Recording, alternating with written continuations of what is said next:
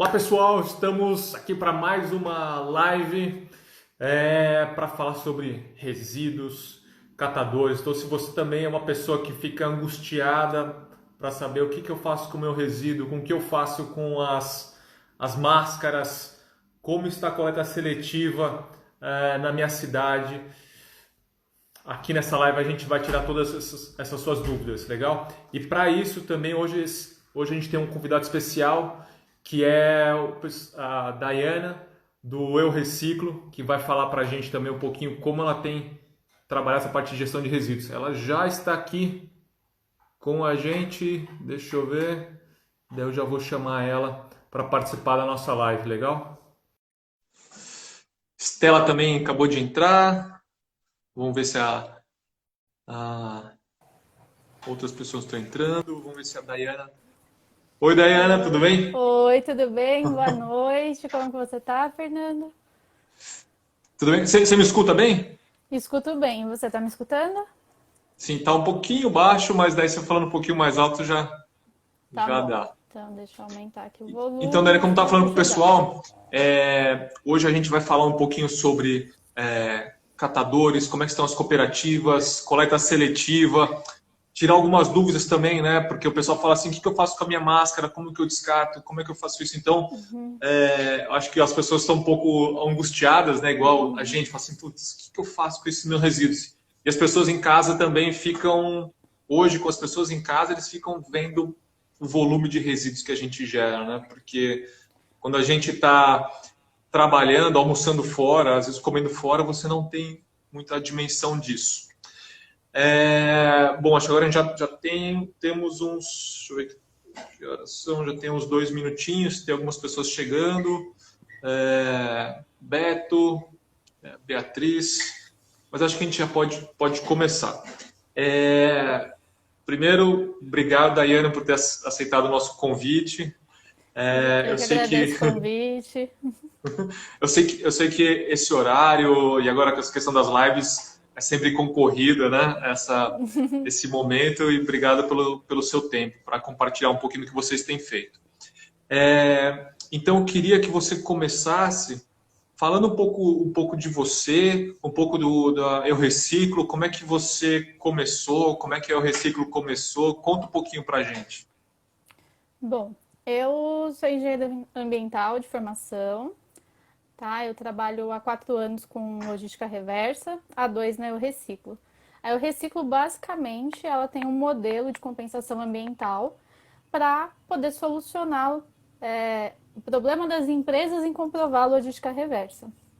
Tá? Então, todas as empresas que colocam embalagem no meio ambiente, pela legislação, elas precisam retirar parte dessas embalagens, ou seja, ela tem que garantir que parte dessas embalagens não foi para o aterro sanitário. Então, mas essas empresas que colocam as embalagens, elas não vão lá e tiram. Quem faz esse trabalho de tirar as embalagens são os operadores de triagem, são as cooperativas de catadores ou o catador que passa lá, né, na sua casa retirando resíduo. Então, nada mais justo do que essas empresas pagarem por esse serviço ambiental, que já é feito há tanto tempo. Elas não precisam Legal. montar uma outra empresa, né? Já tem quem é especializado em fazer isso. Então, essas empresas, a gente vai lá, procura essas empresas que fazem esse trabalho sério de reciclagem, essas cooperativas, e a gente faz a homologação deles. Eles têm que ter alguns documentos e a gente vai conseguir ver todo o caminho do resíduo. Então, é onde foi a cooperativa pegar até o destino final, que é ela mandando esse material para a indústria para ele ter a possibilidade de virar uma nova matéria-prima e voltar para a cadeia de reciclagem. Então, a gente vê todo esse caminho para poder gerar o certificado crédito ambiental, tá? O crédito em logística reversa.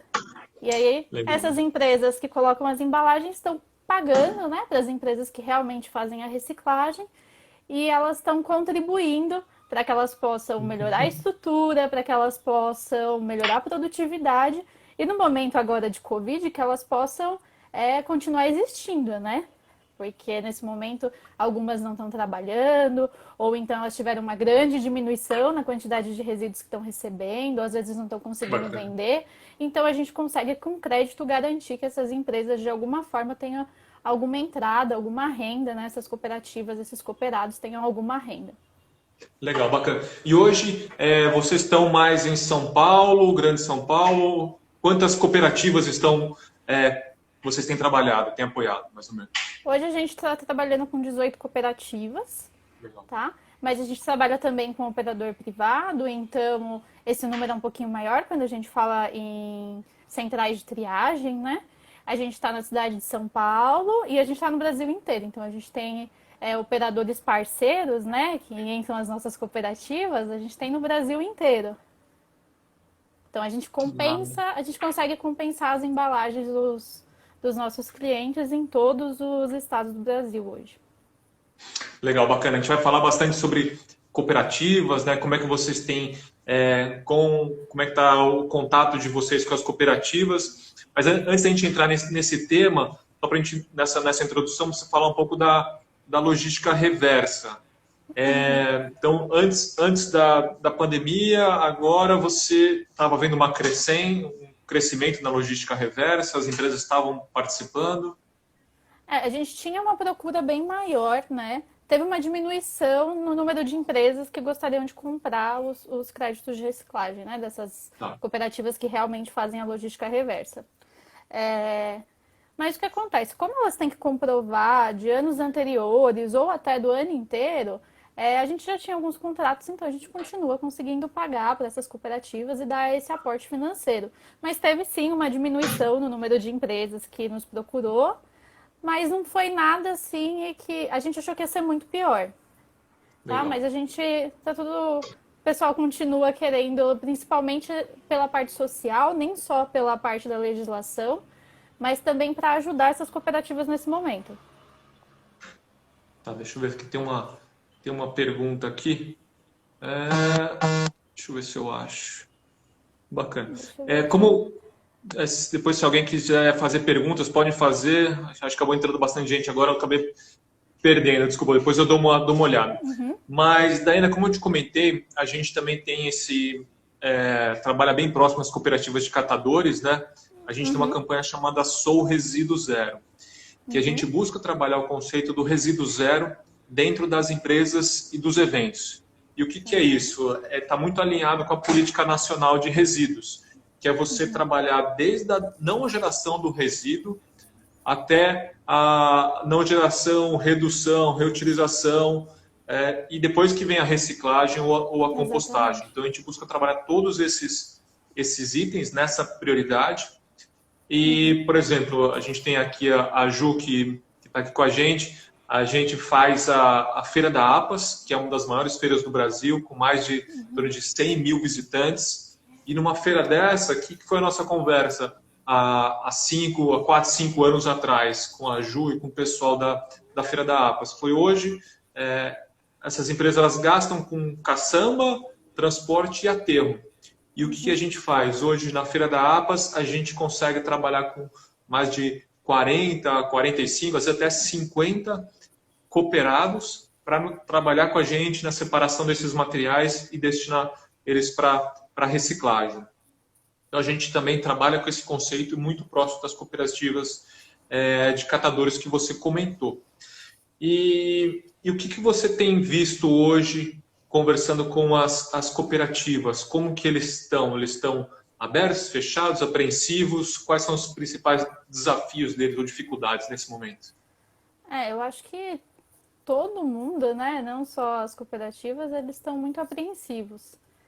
Aqui em São Paulo, né, as cooperativas que eram cadastradas à Anurb, elas conseguiram receber por um tempo esse auxílio, foi um auxílio de R$ 600 por parte da prefeitura, mais R$ 600 por parte do governo federal, que dava uma renda de 1.200, né? Mas quando a gente pensa na quantidade de cooperativas que a gente tem, só na cidade de São Paulo, se a gente fizer uma busca rápida na internet, a gente vai chegar em 91 cooperativas na cidade de São Paulo.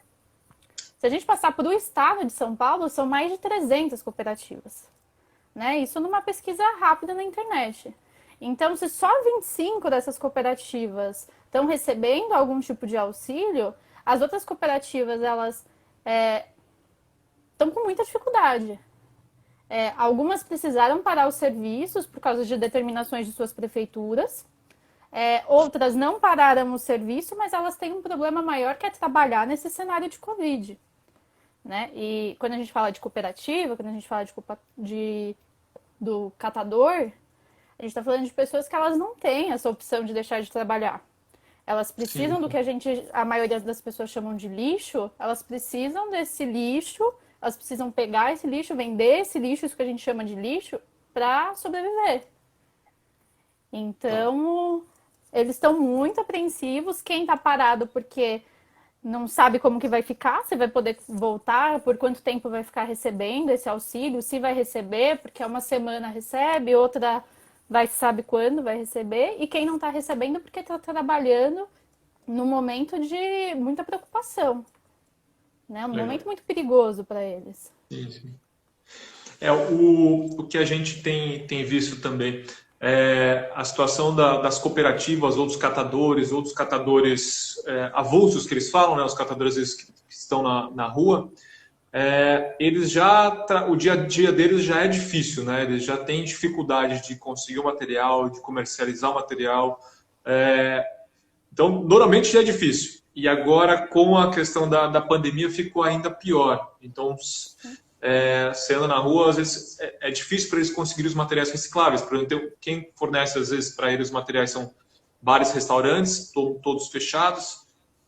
Então, eles estão com dificuldade de conseguir o material, de comercializar esse material. Muito material reciclável reduziu o seu valor hoje em dia. E eles, às vezes, não têm outra opção. Igual você comentou, a prefeitura está dando auxílio para em torno de 20, 22 cooperativas, que são as cadastradas. Esse auxílio vai ser por 3 meses, né? Mas a gente já está chegando a 3 meses e a gente não sabe o que vai acontecer. Eu vi uma notícia bacana essa semana que uma vereadora conseguiu a aprovação de um apoio para catadores em Guarulhos. Agora está dependendo da assinatura do prefeito para aprovar isso, mas diversas São Paulo às vezes é uma realidade, mas se você olhar na grande São Paulo ou outras cidades, às vezes é ainda pior. As cooperativas estão sem apoio. Igual eu te comentei, a gente tem uma campanha chamada Cata Comigo. Daí depois, meninas, puderem escrever aqui embaixo para as pessoas terem mais informação. E nessa campanha, o que a gente está fazendo? Os catadores que nos apoiam, que ajudam todas as cidades durante o ano inteiro, só para você ter uma ideia, na cidade de São Paulo, as cooperativas, os catadores, eles coletam e reciclam mais do que a própria prefeitura. Então, tem um papel super importante na cidade, em todas as cidades do Brasil, e são as pessoas que estão sofrendo bastante nesse momento. Então, com essa campanha, depois eu ia pedir para você também falar da sua campanha, né? Que a gente tem que somar esforços. Com a campanha, a gente está arrecadando recursos. Então, vários amigos, empresas, parceiros têm apoiado essa campanha. Todo final de semana, a gente faz doação. Então, a gente está indo para o 10º final de semana, levando cestas básicas. Mas, final de semana passado, foi uma entrega muito especial. Foi uma cooperativa que a gente recebeu um vídeo deles, as pessoas com muita dificuldade, então uma cooperativa de São Bernardo do Campo, que eles ainda tinham recebido uma notificação da prefeitura falando que ia para eles saírem do local deles, que eles estavam utilizando. Então, a cooperativa, com todas as dificuldades, ainda tem risco de perder a única forma deles conseguirem recurso. Então, a gente conseguiu no final de semana passado, a gente distribuiu, foram 26 ou 28 famílias, 28 cestas que a gente levou, então isso foi muito, muito bacana. Daí, nas outras cidades, assim, vocês têm tido contato também com as cooperativas ou com os catadores?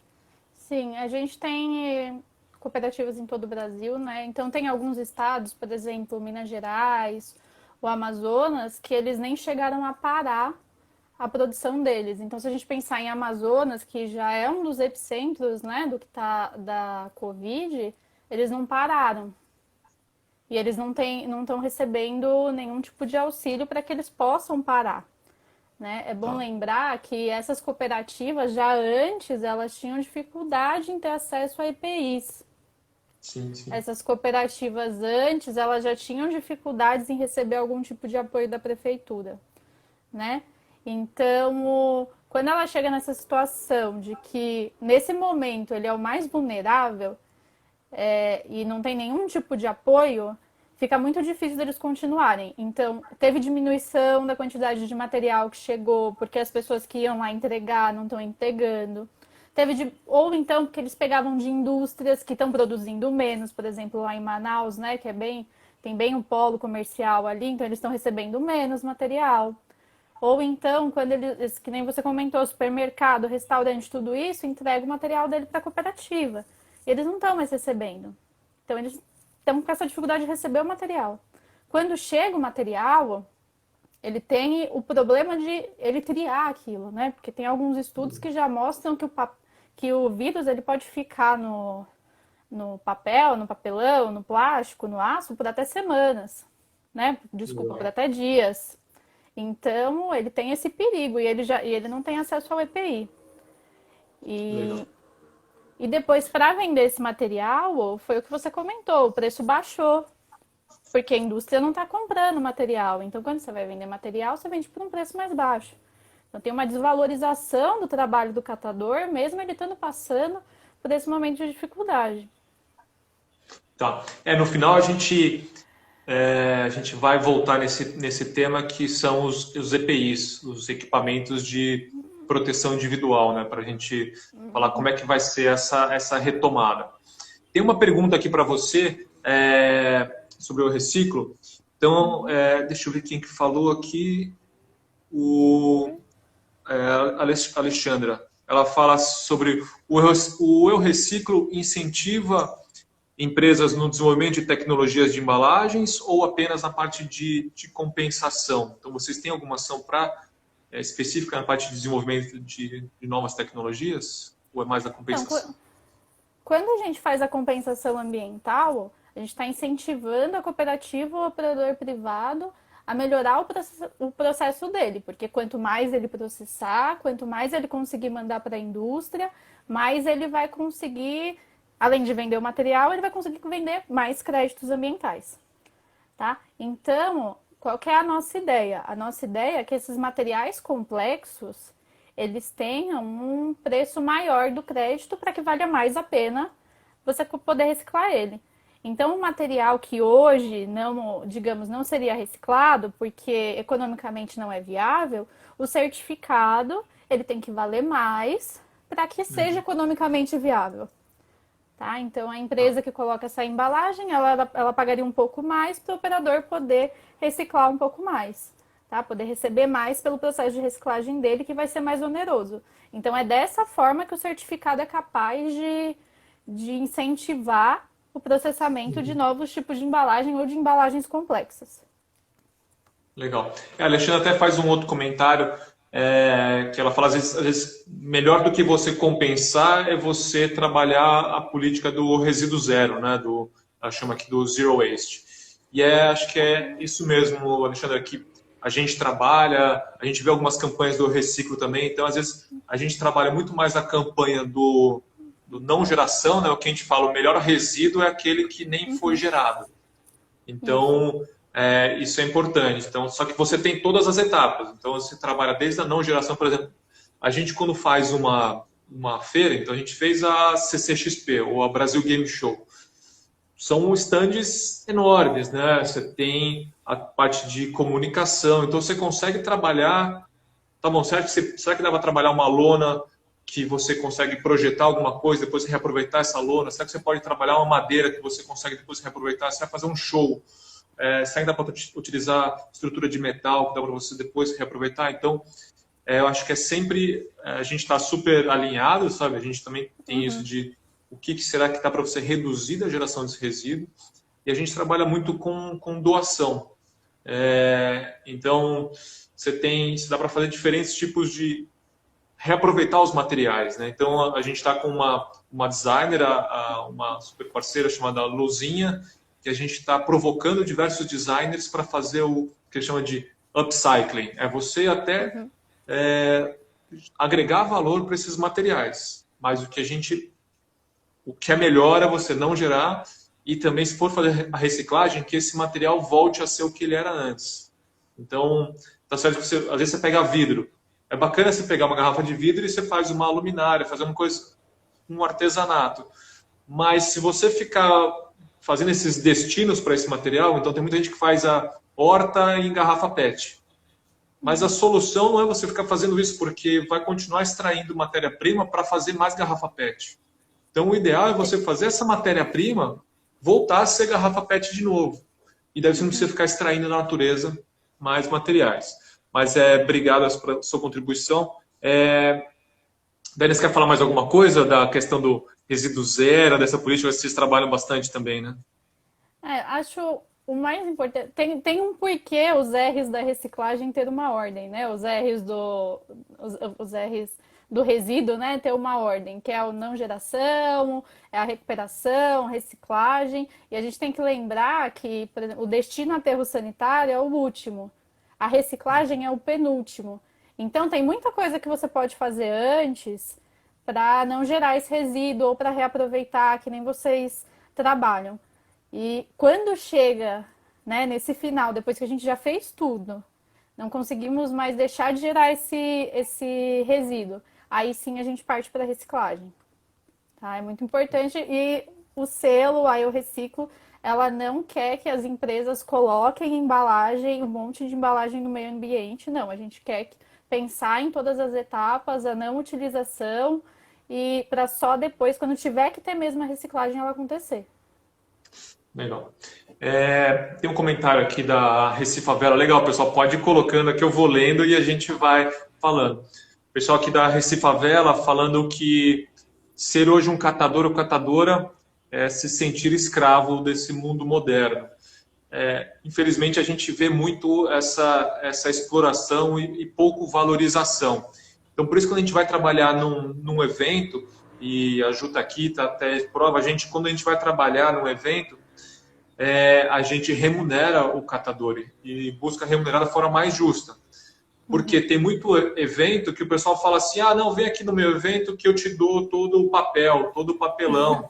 E daí para o dono do evento é bacana, porque ele reduz caçamba e para ele estar economizando dinheiro, reduz custo dele, e ele não valoriza o trabalho desse catador. Não é nem pagar mais, é pelo menos repassar o que ele economiza. Porque ele não está valorizando que esse catador, ele está prestando um serviço para ele.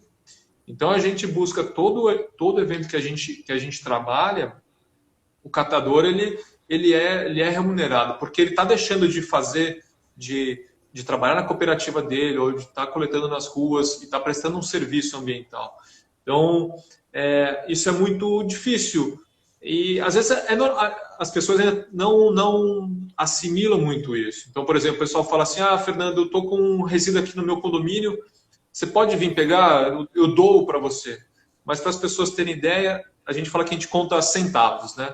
O papelão é 20, 30 centavos, o vidro é 4, 5 centavos, o plástico às vezes sei lá, depende do tipo de plástico, 50 centavos, então a gente acaba contando centavos. Então imagine o custo de um catador ou de uma empresa, de uma pessoa. Você tem o seu transporte, você tem o motorista, você tem o combustível, para você se deslocar e para pegar 10 quilos de papelão. Então isso é muito difícil. Então, não tem a pessoa que só tem aqui Recifavela, né? A gente enfrenta muito isso e acho que é nosso papel sempre disseminar isso, para as pessoas falarem, não, ele está prestando um serviço, ele é um gestor ambiental, ele tem que ser remunerado por isso. Não adianta você achar que o material vai remunerar. E às vezes a gente encontra catadores que vão fazer ação no evento e a gente fala para ele, fala assim, não, eu sei que é difícil, às vezes a negociação, mas você precisa... a gente não faz alguns eventos por causa disso, porque fala assim, sabe, de alguma forma você precisa remunerar esse serviço. Né? Valorizar esse serviço. Assim como eu, por exemplo, não trabalharia de graça para alguém que queira me contratar, o catador ele é a mesma coisa. Ele está fazendo um trabalho que provavelmente a pessoa que está contratando ele não faria, certo? Então ela tem que pagar por esse serviço ambiental que o catador está fazendo ou a cooperativa. Então, o certificado ele é para pagar esse serviço ambiental. Quando a empresa coloca a embalagem no meio ambiente, É a mesma coisa, ela tem que pagar para alguém ir lá e tirar essa embalagem do meio ambiente. Quando não é a empresa que paga, quem pagaria somos nós consumidores. Porque aí você paga a prefeitura, né, para fazer a coleta, tudo isso. Então o certificado ele entra para remunerar esse trabalho que não tinha sido remunerado, mas agora com o certificado ambiental a gente consegue remunerar esse trabalho da coleta, da triagem, que o material apenas, a venda do material apenas, ela não cobre tudo isso. Sim, sim, sim. A pessoa da Recife Favela fez aqui um outro comentário, que as indústrias, elas não olham o catador, olham o volume. Por isso que nesse início, os governos, eles precisam dar um incentivo para os catadores ou para as indústrias, precisam dar um incentivo para que você, o catador, você nunca vai competir de igual para igual com uma indústria. Então, por isso você precisa ter incentivos, ter um tratamento diferenciado, porque você tem um outro papel. Então, concordo com você. Hoje, infelizmente, as indústrias olham para o volume, mas cada vez mais a gente vê um olhar diferenciado assim, para as ações ambientais, as ações sociais. E muito se fala nesse momento que a gente está vivendo de as pessoas começarem a olhar para o seu dia a dia, para a sua missão de vida, para o que ela quer fazer, e isso reflete também no seu trabalho, no seu dia a dia. As pessoas não querem trabalhar, que a gente fala, ninguém é contra o meio ambiente, ninguém é contra as ações ambientais e sociais, mas às vezes elas não colocam isso no seu dia a dia, e acho que com essa parte da pandemia as pessoas estão refletindo mais. Então acho que isso vai refletir nas suas decisões de casa, como consumidor, ou mesmo decisões de empresa corporativa. Tem uma outra pergunta aqui, que a Ju está falando sobre, muito importante definir essa questão de EPIs. O varejo precisará de uma informação em relação a isso. Acho que a gente pode falar nessa parte agora. Talvez quer falar um pouquinho do que vocês têm visto para as cooperativas, a dificuldade da retomada, né? Então, acho que às vezes hoje está difícil, a gente está trabalhando com algumas coisas emergenciais, mas as cooperativas estão muito preocupadas com a retomada, principalmente para a questão de EPI. Você quer falar um pouquinho do que você tem visto sobre isso? Que nem eu tinha comentado, já era uma dificuldade antes deles terem esses EPIs. Tá? Algumas cooperativas até recebem de vez em quando algum tipo de doação de EPI, mas efetivamente quem acaba pagando pelos EPIs é a cooperativa, porque se a gente pensar, né, na estrutura, ela é como se fosse uma empresa, então ela que arca com os custos, né, com a venda do material, tudo isso ela pode arcar com os custos. Mas não é a realidade, eles não conseguem arcar com todos esses custos. E às vezes as trocas dos EPIs já eram feitas não de forma adequada. Então, uma luva que você deveria usar 15 dias, o cooperado acabava usando um mês. Mesmo com furo, não tem problema, a gente usa um mês. Ou então máscara. Nunca foi uma realidade da cooperativa usar máscara. Tá? Mesmo que eles trabalhassem com algum tipo de material que eles precisassem, eles não usavam. Óculos de proteção também não. Então tem dois poréns aí. A gente tem que criar o hábito nessa cooperativa deles usarem o EPI, porque já é um negócio novo para eles, tá? E tem também a questão de como eles vão arcar com esse custo. Porque o primeiro lote, eles podem comprar, porque a gente está fazendo campanha de doação, né? Algumas prefeituras estão doando, mas e depois? Quando eles precisarem trocar daqui 15 dias, como vai ser? Eles talvez não consigam fazer isso. E é uma preocupação muito grande desses cooperados, porque sem esse EPI, o EPI é a única coisa que protege ele. A diferença dele para alguém que está pegando o material na rua é porque ele tem a possibilidade de ter uma luva. Essa é a diferença. Então é muito importante para esse cooperado esse EPI, mas ele talvez não consiga ter.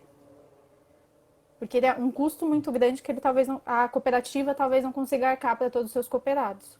E é uma preocupação muito grande das cooperativas que estão começando esse processo de retomada, que estão começando sequer a pensar, né, nesse processo de retomada, quem pôde parar. Quem não pôde parar já está nesse fluxo, né, de preocupações já há 3 meses. Sim, sim. Ju, que a gente tem visto também. Eu fiz faculdade de saúde pública, né, aqui na USP, então participo de um grupo que todo dia tem novos estudos. E nessa semana eles soltaram alguns estudos sobre o risco, porque agora estão também avaliando, tá? Se você vai ter que trabalhar, você vai ter uma reunião de 5 pessoas, então o risco é alto. Se você está trabalhando com uma distância X, o risco é mais baixo. Se você está trabalhando num local que tem circulação de ar, então o risco é baixo. Então estão sempre têm soltado esses estudos e agora estão fazendo comprovações sobre isso. E nesse estudo ele fala também da questão dos materiais. Se você está num local arejado, manipulando esses tipos de materiais, o risco é baixo. Então você precisa ter, mas você precisa ter os cuidados, os equipamentos de proteção individual. Então se você está num local aberto, bem arejado, e você utiliza a luva, você utiliza a máscara, você tem os cuidados de você. É muito também. Você tem que ter cuidado de como você manipula esses equipamentos de proteção individual. Não é simples. Eu trabalhava em indústria de alimentos, então às vezes você vai tirar uma luva para você fazer uma coisa, daí na hora você vai colocar essa luva, se você não colocar da forma correta, ou se você tirar da forma errada, então tem tudo isso. Igual a máscara, a gente vê muito das pessoas coloca, depois fica colocando a mão na máscara. Então, não é simples, mas se você tomar alguns cuidados, não tem nenhum problema. Então, isso para a nossa parte de operação, a parte de resíduos, né? Agora, dentro de uma empresa ou dentro de um evento, daí os cuidados são diferentes, né? Questão de público, ar-condicionado, tudo isso. Tá? Não sei se te respondi. Tem aqui uma outra pergunta, mais um comentário, né, de um pessoal chamado Lixo Não Cooperativa. Então, é importante o nome, né, porque às vezes as pessoas falam, a gente trabalha em empresas, né? Daí o pessoal fala assim, não, Fernando, esse saco aqui é lá no lixão. Às vezes, mesmo ele dentro da empresa dele, o local onde ele coloca os resíduos, ele fala, não, lá é o lixão. E acho que é um pouco disso, né? Lixo não cooperativo. O pessoal fala que as coisas são lixo. E o que a gente faz, busca trabalhar dentro das empresas, a gente até coloca um nome nesses locais, né? A gente coloca Central de Valorização de Resíduos, né? Então não é nem lixo, lixão, não, é um local que você valoriza esses resíduos. E ele faz aqui um comentário da parte da Bolsa de Resíduos lá da Fiesp, que vocês trabalham. Uhum. Hoje tem grandes empresas que também participam. E eles falam assim, grandes empresas recebem milhões anuais. Como é que vocês fazem para trabalhar mais, incentivar as cooperativas e não tanto essas empresas? Como é que funciona a seleção de vocês lá? As cooperativas, elas, por lei, ela tem uma prioridade, tá? Por que ela tem uma prioridade? Porque o resíduo, ele não é só o processo de reciclagem que importa, né? Na legislação eles já falam que o resíduo é para ser um instrumento de mudança social, né? Como que a gente faz garantir, né? Já que a gente reciclo, trabalha com operadores de triagem e eu trabalho também com as cooperativas, como a gente faz para garantir que essa cooperativa ela tem uma massa menor, que ela não vai ser prejudicada? No leilão, né, que é esse evento da Fiesp que ele comentou, as cooperativas têm a opção de ter a prioridade do resíduo dela. Então a gente separa pelo menos 30% da massa de todo o leilão, tá, de cada material, para as cooperativas. Tá? Então isso é garantido para as cooperativas, 30%. Agora, digamos que tem uma cooperativa muito grande e que ela fala assim, não, eu quero entrar no leilão que nem os operadores privados. Ela também pode participar, ela que faz essa decisão. Mas se ela quiser, ela tem esses 30% garantido de venda, 30% da massa do leilão, não é 30% da massa dela, tá? Então é 30% da massa do leilão, que pode ser toda a massa dela, por exemplo, tá? Então ela tem essa prioridade no leilão e aí ela pode fazer a venda sem ser prejudicada pelos operadores. Legal. Daí ele fala e todos esses dados são abertos na Fiesp, você consegue avaliar tudo isso, assim, as empresas que compraram. No site, e se você consegue entrar lá no site, tem um site que é concorrência de crédito de reciclagem. Acho que se você colocar no Google você já consegue achar. Se não, depois manda aqui, tipo, mensagem pra gente no direct que a gente manda o link para você, né? Você que quer se aprofundar um pouco mais, né, na concorrência. E lá ficam abertos todos os dados de quem está vendendo os créditos, quanto de toneladas foi vendido, quanto de dinheiro que essa empresa ganhou por material. E tem o histórico dos leilões anteriores também. E no dia do evento, também vocês conseguem ver lá ao vivo acontecendo o evento. Tá? A gente transmite no YouTube, também tem a plataforma lá, que é para ter o máximo de transparência possível. Sim, sim, isso é importante. E é super recente, né? É um mecanismo que ainda não sei se é piloto, né? Mas ele está rodando Tá ainda é teste.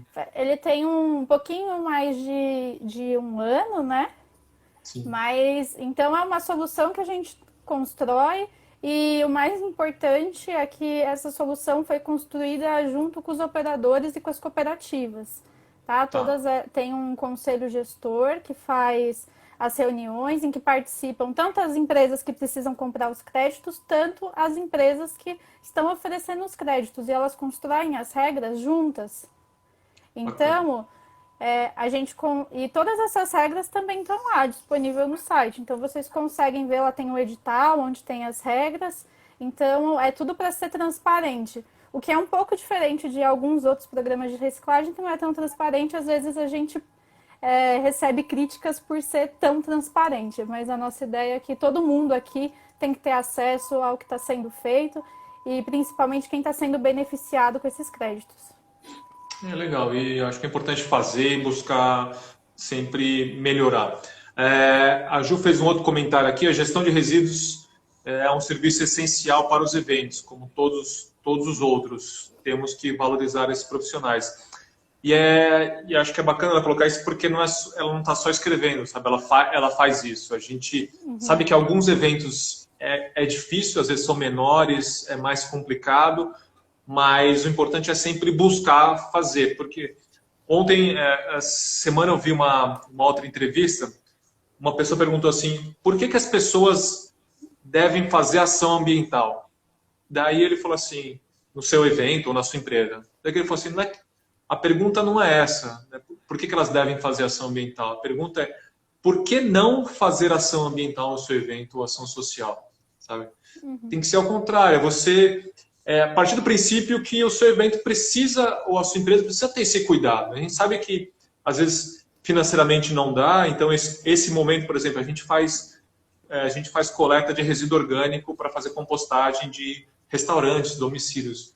E a gente sabe que os restaurantes agora, muitos fecharam, muitos estão com dificuldades. Ele falou assim, Fernando, a gente vai ter, nesse momento, parar a compostagem. Tudo bem, então a gente... não é porque ele ficou melhor ou pior, assim, a questão dele agora, ele está com outras dificuldades. Mas ele sempre pensa em fazer, não pensar por que fazer, não. Fala assim, não, por que não fazer? Né? Então ele vai atrás e faz. E nesse gancho de eventos, o que a gente vê em São Paulo? Para você ter uma ideia, todo grande espaço de eventos em São Paulo, então você pode falar qualquer grande espaço de evento em São Paulo, não tem coleta seletiva. Então você fala assim, nossa, mas como assim, todos aqueles salões, feiras, expo, nenhum é obrigado a fazer coleta seletiva. Todos os eventos que têm coleta seletiva é porque o organizador, patrocinador, as pessoas que fazem parte do evento falam assim, não, eu fico incomodado, porque quando você trabalha com essa operação, você vê as quantidades de material que é jogado fora. Você fala assim, não dá nesse momento a gente ficar jogando fora todo esse material. Vamos pelo menos ver o que dá para reduzir, não gerar, reaproveitar para outros eventos, e o que for gerado a gente destinar para reciclagem. Então, é muito do dono, do organizador, de ir atrás e fazer. E daí, eu até falei que outra semana, estava falando com o pessoal de turismo, e daí tinha um pessoal da Alemanha. A gente conversou, na Alemanha hoje, todo o espaço de eventos tem as questões de sustentabilidade. Então, todo o espaço tem a preocupação com água, tem a preocupação com os resíduos, com mobilidade, alimentação, tudo. E daí eu perguntei, mas por que lá tem e aqui não tem? Daí eles falaram assim, porque o dono do evento exigia. Ele chegava no espaço de evento e falava assim, você tem coleta seletiva? Você tem preocupação com a água? Você tem parte de quantificação de carbono? Não tem, então vou para outro. É claro que aqui a nossa realidade, você não tem tantas opções, igual você tem, às vezes, na Europa. Mas foi isso que fez a mudança. Então, eu acho que a gente, todo momento, não todo momento do nosso dia, né, mas em alguns momentos você é consumidor. Então, nesse momento de compra, se você puder definir, olhar e procurar alguma empresa que se preocupa mais com o meio ambiente, eu acho que só assim você vai conseguir fazer essa roda começar a girar. A Alexandra fez aqui um outro comentário, ela falou assim, o alumínio é R$ 2. Não. O alumínio ainda você consegue 2, 3, às vezes até um pouco mais, mas todo o resto é centavos. E eu até conto uma vidro, história. ele é 4 centavos, né? 2 centavos dependendo do estado. Então, se você vai consumir, pensa um pouco nisso, né? Quando você for consumir, se você não tem a ideia de reaproveitar, de reutilizar, pensa na cadeia. É difícil quando você é só consumidor, tá? Mas pensa na cadeia de reciclagem. Quando você for levar lá para a cooperativa que você sempre leva, qual que teria um pouquinho mais de valor, tá? E aí pode ser, aí você compra tudo de alumínio, dá um monte de alumínio para a cooperativa e vai ser ótimo. Ou então você pode comprar o vidro e aí aproveita na sua casa porque ele é muito baratinho. É. E a história do vidro eu sempre comento, né? O vidro é a melhor embalagem que existe, né? Então, de uma garrafa de vidro, você faz uma garrafa de vidro. De uma caixa de papelão, você não faz uma caixa de papelão, porque tem a questão das fibras, a estrutura dela, mas o vidro você consegue reciclar e reutilizar ele centenas de vezes. E daí as pessoas falam, mas por que ele vale tão pouco? Por que eu levo uma sacola separada de garrafas para o catador, ele fala, não quero saber disso. Ela tem um valor dela é muito baixo, né? Então quase ninguém recicla. E se você chegar para uma pessoa, você falar de 4, 5 centavos, é a mesma coisa se alguém chegar para você e falar assim, tem aqui 100 quilos de vidro. Você pode pegar isso daqui e colocar em cima da mesa? Te dou R$ 5. O cara fala assim, pô, R$ 5 pegar 100 quilos e transportar isso. Imagina se chegar para um catador e falar assim, pega todo isso daqui, coloca no seu caminhão, no seu carrinho, carrega isso, descarrega, pesa, você ganha R$ 5. É muito trabalho, então o vidro é muito difícil ter a reciclagem. Então todos os locais, todos os eventos que a gente busca trabalhar, a gente inclusive pega o vidro, porque faz parte do nosso projeto. Então a gente tem ações em algumas empresas na cidade que a gente coloca inclusive caçambas de vidro e daí consegue separar e destinar para reciclagem todos os vidros. Que o pessoal da Recifavela fala assim, pagar a nossa prestação de serviço para nós catadores. É isso aí, Recifavela, que a gente comentou, tem que valorizar esse trabalho e nada mais é que você deixou, que a gente fala, a gestão de resíduos de uma cidade não é que ela vai custar mais, o dinheiro está lá, você já gasta. Hoje você paga por tonelada para o caminhão de lixo 400, 300, 400 reais por tonelada, porque você tem o transporte, a taxa de aterro, tem esse custo. Então, por que você não tem que pagar uma cooperativa para fazer a gestão de resíduos, a coleta seletiva? Então, algumas cidades que incentivam as cooperativas, ela inclusive remunera as cooperativas, porque você está deixando de mandar o material para lá. Então, isso que é muito louco, sabe? Não é que você fazer ação ambiental, não é que precisa de mais dinheiro. Você já tem esse dinheiro, esse custo. É você só ter um tempo para você se preocupar com isso e apoiar outras iniciativas. Deixa eu ver aqui. Quer falar alguma coisa? É legal. É que você falou da Recifavela, e a Recifavela é nosso parceiro já há 3 anos, né? Então, a Recifavela, ela pode ser uma testemunha aí de que o certificado ele remunera e ele remunera as cooperativas. E a Recifavela, ela também é uma dessas cooperativas que teve que parar agora com a Covid. E ela, em vez de ela parou a produção dela, mas ela decidiu continuar atuando ali na região que ela estava. Então ela continuou recebendo doações tanto para os cooperados quanto para as pessoas que moram ali próximo à cooperativa. Então é uma forma de você ajudar e também procurar essas cooperativas que estão perto de você, né, que estejam fazendo esse tipo de trabalho e fazer sua doação lá. Legal. Eles até colocaram aqui, não é só sobre segurança dos cooperados, e sim quem vai pagar este protocolo, né? Então, esse custo, esses EPIs, quem que vai arcar com esses custos? Deixa eu ver, temos que fazer. Então, acho que é legal. Várias pessoas estão falando, ó, a gente tinha que disseminar mais essas coisas, porque às vezes as pessoas, não é o dia a dia delas, elas não têm noção e daí elas não sabem, né? Deixa eu ver aqui alguma outra pergunta, não temos como notar. Tem um par de luvas, que até colocou um pouco de valores. Um par de luva, R$ 10 no atacado por quilo. E o quilo de papelão, 50 centavos. Como é que não fecha essa conta? Você tem que ter um monte de outras informações. Deixa eu ver aqui a parte de porcentagem. Pergunta quantos por cento hoje está para as cooperativas? O que é essa parte de quantos por cento? Acho que deve ser na parte de vocês.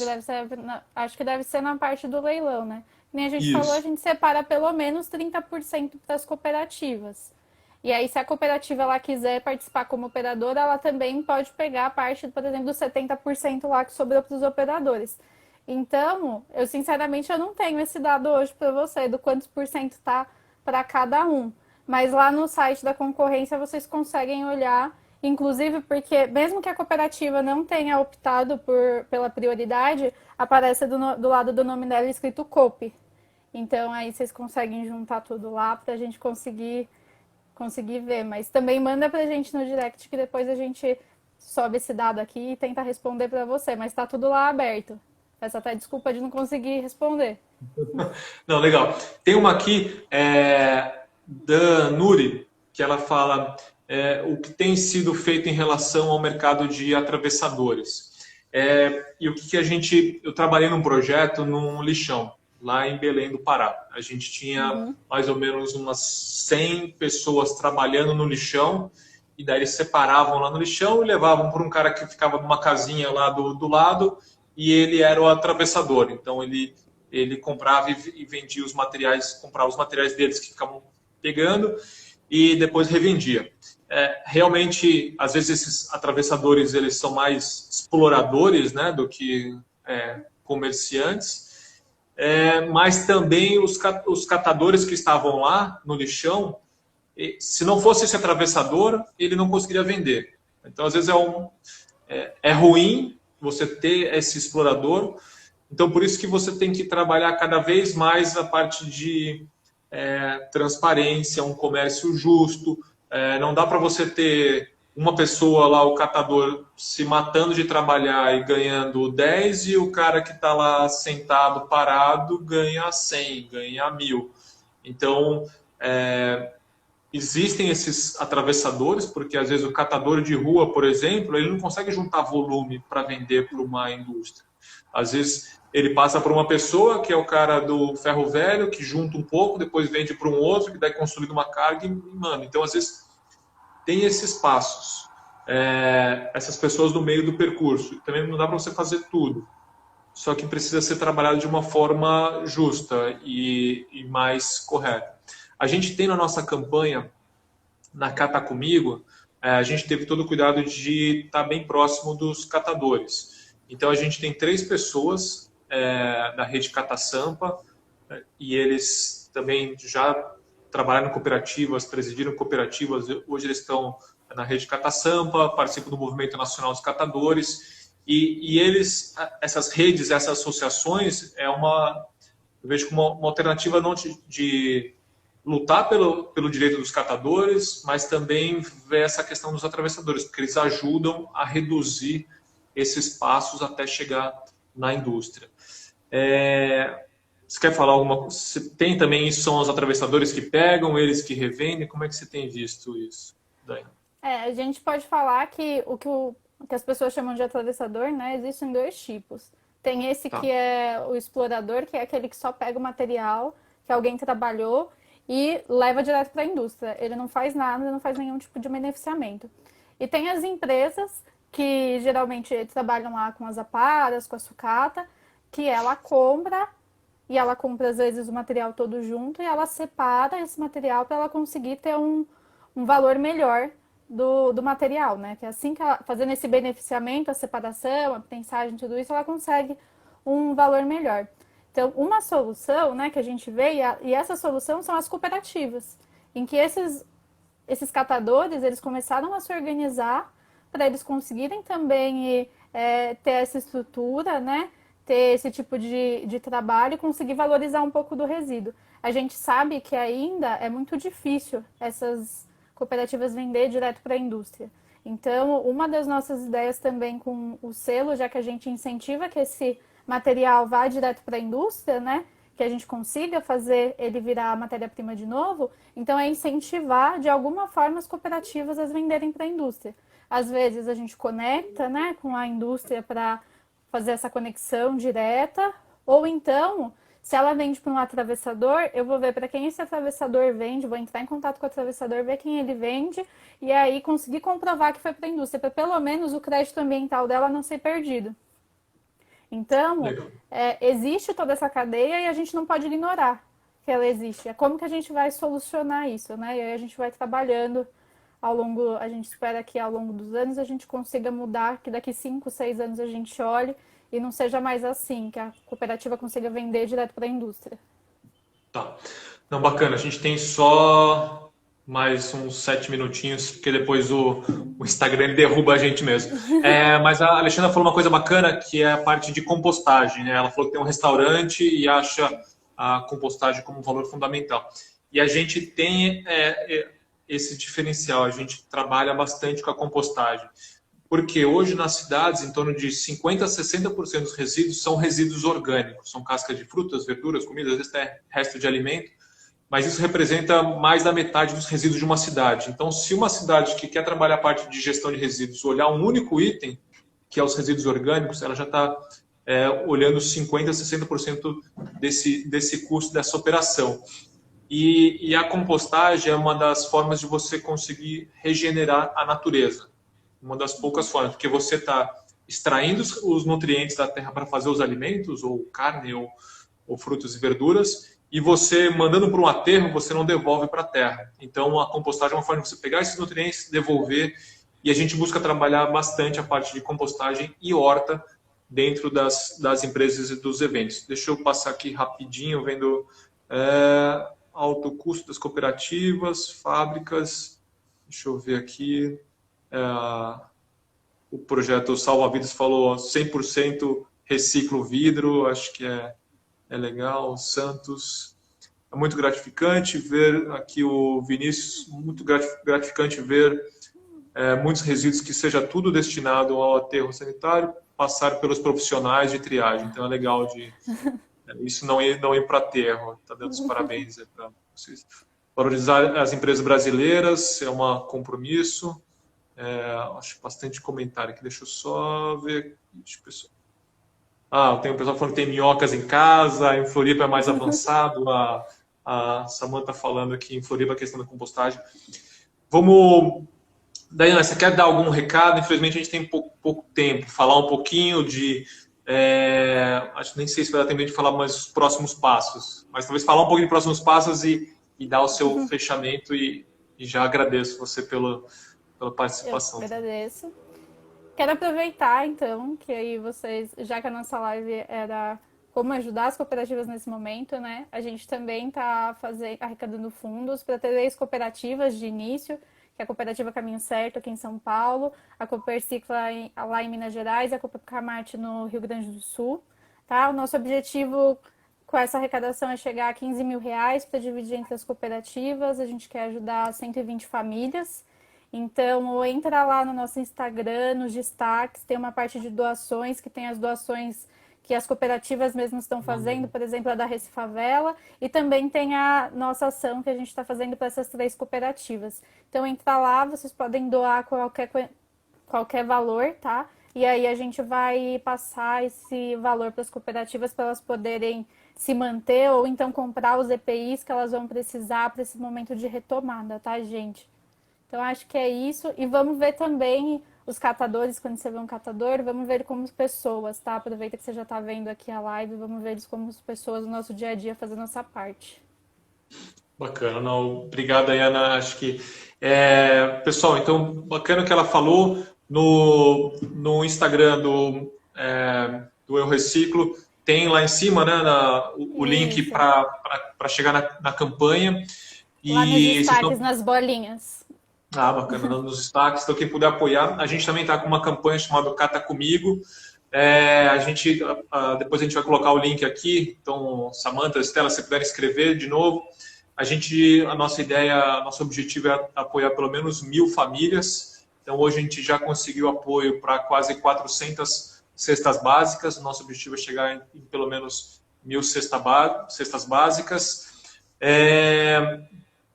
A questão dos EPIs é muito importante. Então, como a Dayana falou, a gente está até estudando de como talvez trabalhar não só com cesta básica, mas também com os EPIs, porque tenho conversado com algumas cooperativas e isso tem sido a preocupação deles. Vai ser a retomada, porque os custos vão aumentar, eles tiveram alguns apoios, alguns têm recebido apoio, alguns nem receberam nada de apoio, mas os custos fixos deles continuam. Então, eles estão preocupados com esses custos. Quando começar a operação, esses custos vão estar mais altos, vão estar maiores ainda, e ainda vai ter a questão dos EPIs. Então, é importante a gente continuar com essa campanha e talvez até ajudar mais. Pessoal, obrigado por mais uma live. Dayana, muito obrigado. Muito pessoal obrigado, muito bom papo. A gente também. Até logo, pessoal. Obrigado. Tchau, tchau. Tchau, tchau, pessoal.